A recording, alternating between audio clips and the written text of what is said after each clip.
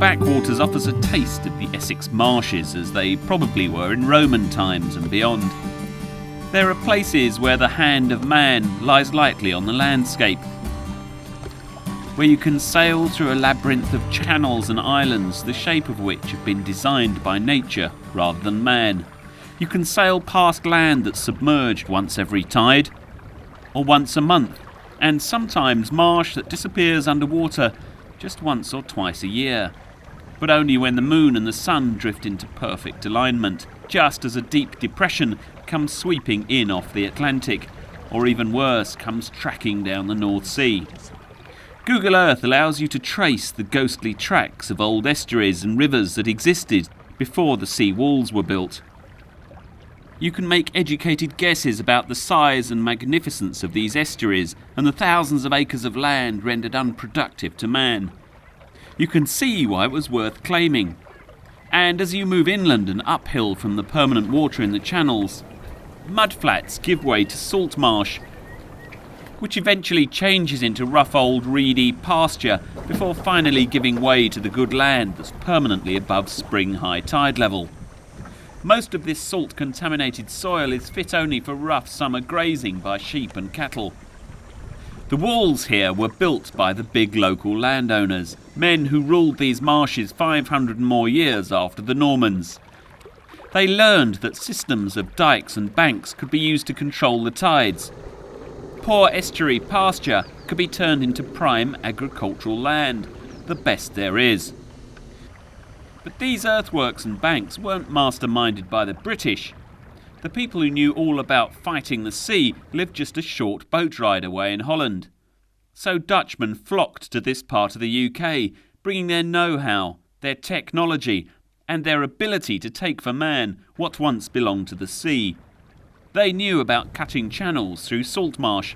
They knew just where and how to pile the spoil into sea walls, where to drive palisades of stakes into the mud to hold it firm against the sea, and to break the power of the waves that could destroy it in just one storm.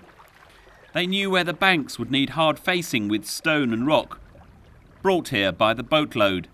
And it was the Dutch who showed the East Anglians how to build tidal gates and install windmills and pumps to lower the water table in the land they'd claimed from the sea. The Dutch, for their part, felt comfortable in flat Protestant East Anglia.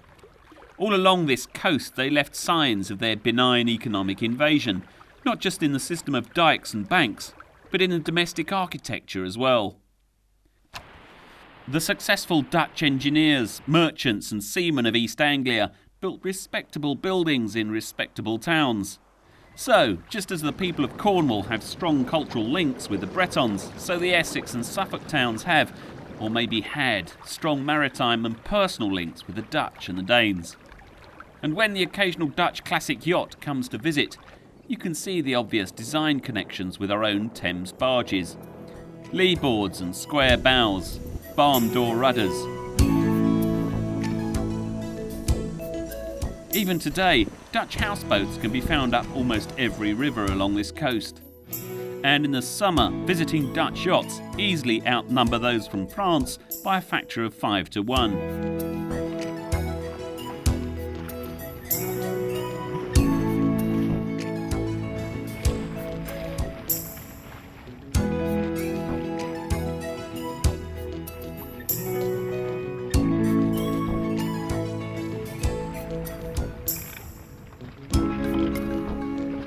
And it's no surprise that the labyrinthine channels of the Walton backwaters are the setting for Arthur Ransom's book, Secret Water.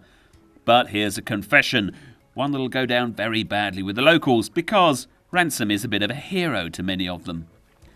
I have tried to read his stuff, I really have, but even as a book-devouring 9-year-old, I get 100 pages in, put the book down and could never quite find the strength to pick it up again. His Swallows and Amazons are even wetter and more annoyingly stuck up than Enid Blyton's famous 5. His heroines are called Susan, Bridget and Titty. There were, still are, small wharfs all over the backwaters, places where East Anglian grain could be loaded to feed the hungry mouths of Londoners, where horse hay could be stacked high onto barges for taking right into the heart of the city, and where cargoes of equine and human excrement could be sent the other way. Essex natives have always had to take a lot of crap from Londoners. I'm planning on visiting at least 3 of these little wharfs. There's Kirby Quay, tucked away behind Horsey Island, Beaumont Quay with its own canal, and finally up Oakley Creek to the hush-hush and still operational explosives dock in the northeast corner of the backwaters. What a place to explore! And there's one other great thing about the Walton backwaters. On the Google Earth pictures, the tide is almost out. For once, I'll have a decent idea of where the channel lies. Brilliant.